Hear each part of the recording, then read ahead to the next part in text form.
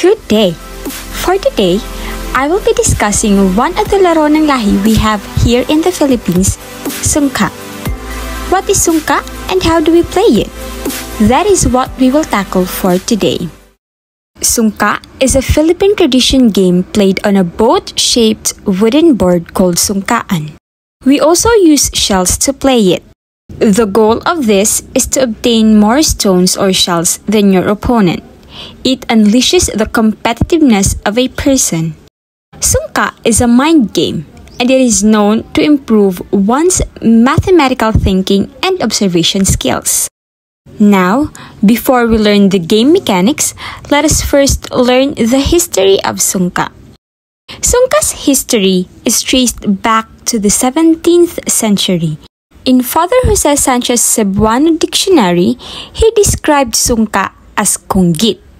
According to him, the game was played with seashells on a wooden boat-like board. He said that in kunggit, the players scooped and distributed seashells across a row of holes. Sungka is similar to Indonesia's kungkak and the mankala game, which is played around the world. Mankala is derived from the Arabic word nakala, which means moved. And despite of these similarities, Sungka is genuinely a Filipino game. Now, how do we play Sungka? The game begins with all holes filled with 7 shells each, except the head holes, which needs to remain empty. The game requires 2 persons to play it.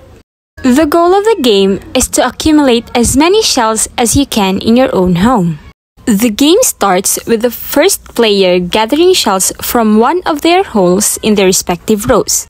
The movement should be in counterclockwise direction, dropping 1 shell in each hole he passed over, including the holes of his opponent. If his shell lands in a hole that has shells in it, then the player can continue. If the player's last shell lands in his home, then he gets to pick a hole from his row to continue.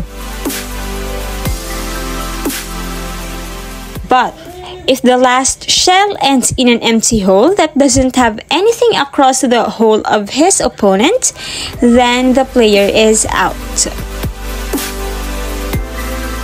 If the last shell ends in an empty hole and his opponent has shells in her hole, then he can take her shells and put it in his hole.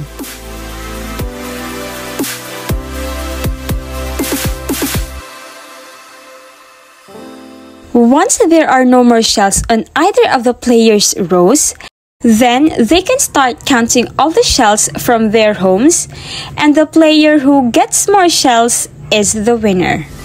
So that's how you play Sungka. I hope you have learned something from me today. Thanks for watching and have a good day.